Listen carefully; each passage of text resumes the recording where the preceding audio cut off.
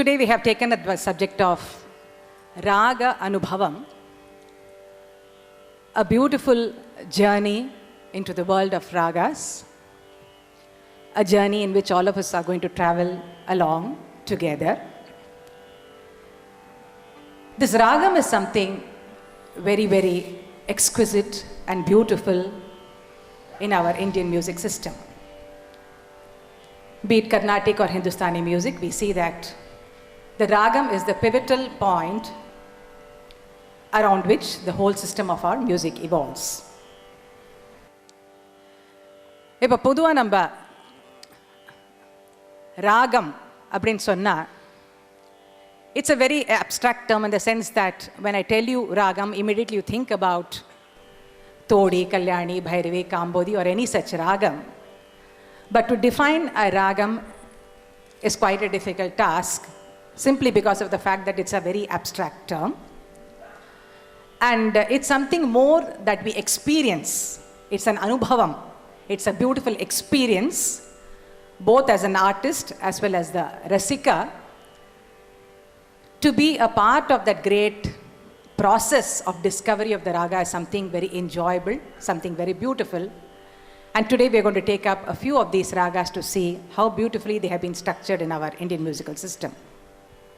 இப்போ ஒரு ராகம் அப்படின்னு சொன்னோன்னா இதை வந்து நம்ம ஒரு ஹியூமன் பீயிங்கோட நம்ம அதை கம்பேர் பண்ணலாம். இந்த சென்ஸ் தட் இப்போ ஒருத்தர்கிட்ட போய் நான் சொல்கிறேன், இன்றைக்கி இந்த சுரேஷ் வந்திருந்தார், அவர் நீங்கள் கொடுத்த பார்சலில் கொடுத்துட்டு போயிட்டார் அப்படின்னு சொன்னால் immediately you are able to link your association with that particular person. I tell you again that I met one Subramaniam in Mambalam.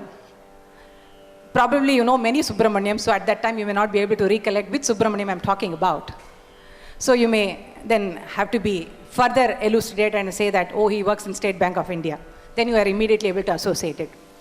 So similarly, in ragam also we see that some ragams are very, very familiar to us and we know them very well. Some ragas are not too well known. And some are like strangers where we have to make it familiar to us. So there are different levels at which ragas are there. And as rasikas, every association with a raga becomes a beautiful experience. Like, இப்போ வந்து ஒரு கச்சேரியில் நிறையா நம்ம தோடி, கல்யாணி, காம்போதி, சங்கராபரம்லாம் நிறையா கேட்கறதுனால we are very much close to these ragas. Whereas some ragam like a Bindu Malini or a Chandra Jyoti may be a much more rare ragam which you may not be associated with, but by constantly listening to these ragas you learn to get associated with it. அதே மாதிரி இப்போ human being அப்படின்னு சொன்னோன்னா உடனே we immediately are able to decipher certain characteristics for the human being, that it has got 2 hands, 2 legs, 1 face with a nose and 2 eyes, etc. like that.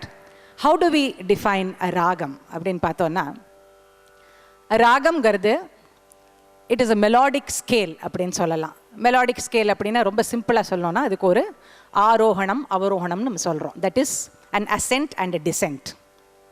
But வெறும் ஒரு அசென்ட்டோ டிசென்ட்டோ இருந்ததுன்னா அது வந்து ஒரு ஸ்கேல்னா சொல்லுவோமே தவிர அது ஒரு ராகம்னு நம்ம டெக்னிக்கலாக சொல்ல முடியாது. For example, if you take Todi, அதோட ஸ்கேல் ஆர் த மேளம் அப்படின்னு சொல்கிறதுன்னா சரே க ம ப த நி ச ச நி த ப ம க ரே ச. This is just a scale where you will never find any bit of todi. Sare ga ma ga re ga ma pa ma ga ma pa da ni da. So when all these embellishments, the gamakas and the ornamentations go along with these scalic notes, they become a raga. So that's where the ragam அப்படின்னு எடுத்துட்டோன்னா நம்ம சிஸ்டத்தில் இன்னொரு important thing என்னென்னா இந்த கமக்கங்கள். 72 மேளா இருக்குன்னு சொல்கிறோம், பல ராகங்கள் இருக்குன்னு சொல்கிறோம். எல்லாத்துக்கும் அந்த உயிர் கொடுக்கறது எப்படின்னா இந்த கமக்கங்கள் தான் கொடுக்கறது. இன்றைக்கி நம்ம இந்த ப்ரெசன்டேஷனில் will be taking up ragas of different categories within the short span of time that we are having. We will try to explore ragas of different categories.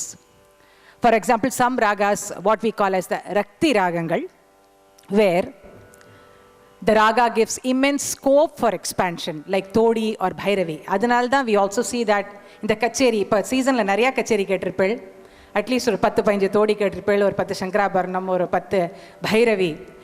Simply because of the fact that these ragas offer immense scope for expansion in various dimensions, and each time you are able to capture some fresh aspects which were not explored earlier. Then there are some ragas which we'll be dealing here, which are phrase oriented, in the sense that அந்த பிடியை பிடிச்சாதான் உங்களுக்கு அந்த ராகம் புரியும். Some classic examples would be ragam like Sahana or Shurutti or Ananda Bhairavi. These are all ragas, Ritigola, where அந்த particular phrase சும்மா ஸ்கேலில் மேலேயும் கீழும் போனால் நம்மளால் அந்த ராகத்தை கண்டுபிடிக்க முடியாது. ஒரு ஃப்ரேஸ் பாடினாலே இந்த ராகத்தை கண்டுபிடிக்க முடியும். And then there are some ragas in the scale itself, like a Dharmavati or a Hemavati, which need to be sung in its entirety for us to understand. எல்லாட்டா ஒரு ரசிகனாக இருந்து ஒரு சரிகமாப்பன் பாடினா அது வரையும் பாடினா அது ஹேமவத்தியா தர்மவத்தியா, so many questions come into our mind. So this ragam, இதை தர்மவத்தின்னு காமிக்கிறதுக்கு நீதபமகா ரே கமபத நிரி நீதபம மனித நீதபம பமகா ரே, அந்த ஃபுல் ஸ்கேலை காமிச்சாதான் உங்களால் அதை வந்து தர்மவதி அப்படின்னு புரிஞ்சுக்க முடியும். So these are some ragas where the entire scale has to be covered in order to give you the complete feel of the ragam.